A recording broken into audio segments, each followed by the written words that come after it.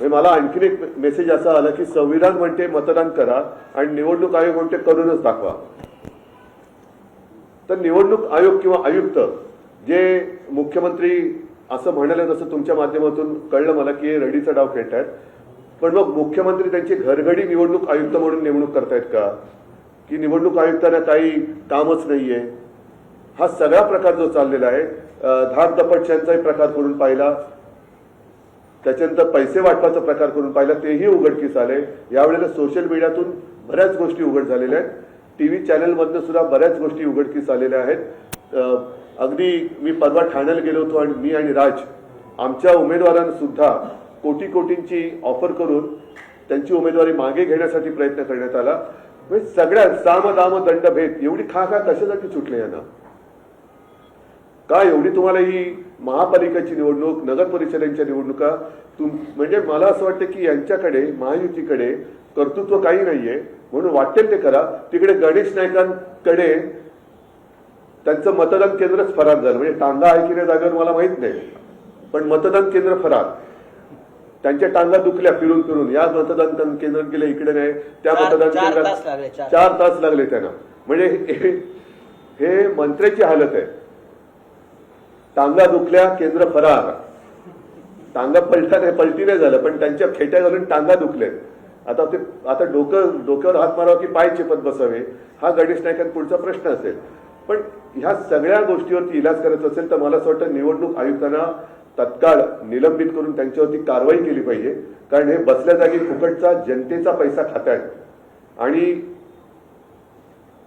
सत्ताधाऱ्यांची लाचारी करतायत असंच मला नाईलाजाने म्हणावं लागतंय.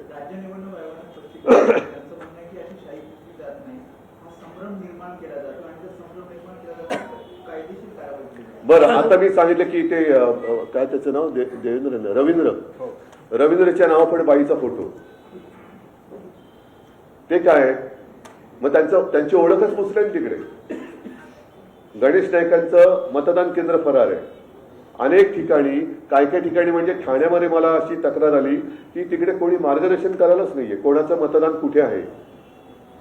त्याच्यानंतर आता मी तुमचीच बातमी दाखवली ना की सरळ भाजपच्या उमेदवारांच्या नावाच्या पाट्या तिकडे केंद्रामध्ये. त्याच्यावरती काय उत्तर त्यांचं. सर्वच ठिकाणी सर्वात जास्त गोंधळ जो आहे याच निवडणुकांमध्ये सर्वात जास्त पाहायला मिळाला. काही ठिकाणी मतदारांची नावं मिळत नाहीयेत, काही ठिकाणी बूथ मिळत नाहीयेत. कुठं मतदान मागच्या वेळी जिथं मतदान केलं होतं त्याचं मतदान दुसरीकडे झालेलं आहे. हा गोंधळ सर्वात जास्त यावेळी जास्त पाहायला नाही. हा लोकशाहीचा खून करण्याचा प्रकार आहे. म्हणजे ह्यांना मोदींना जे 1 नेशन 1 इलेक्शन पाहिजे ते एवढ्याचसाठी पाहिजे की एका वेळेला सगळीकडे गोंधळ घालून काही वाटेल ते करा पण सत्ता काबीज करा. आणि तुम्ही जे म्हणालात ना की या निवडणुकीत ही चढती बाजवी आहे. लोकसभेच्या वेळेला कळलं, विधानसभेच्या वेळेला आणखीन कळलं. त्याच्यानंतर दुबार मतदारांचे आम्ही गठ्ठेच्या गठ्ठे हे त्यांना दिले. त्याच्यानंतरही आज देखील काही ठिकाणी दुबार नोंदणींची नावं आमच्या लक्षात येत आहेत. काही ठिकाणी या ओळख बदलांचा चाललेला आहे. काहींची मतदान केंद्र गायब आहेत. शाही पुसली जाते. म्हणजे ही शाही वोटरची शाही नाही लोकशाही पुसली जाते. शाहीच्या मुद्द्यावरती इलेक्शन कमिशननं असं म्हटलं की 2011-12 पासूनच असा निर्णय आला होता आणि जरी समजा 11-12 पासूनच हा निर्णय आला होता काय शाही पुसायचा तुम्ही मार्गदर्शनी करा किंवा कशाने करा. शाही पुसली कशी जाते आणि तुमच्या चॅनलवरती ते दाखवलं जात आहे. पुसली जरी गेली तरी कोणालाही एका मतदाराला 2 वेळा मतदान करता येणार नाही असं खात्रीपूर्वक कसे सांगू शकतात ते.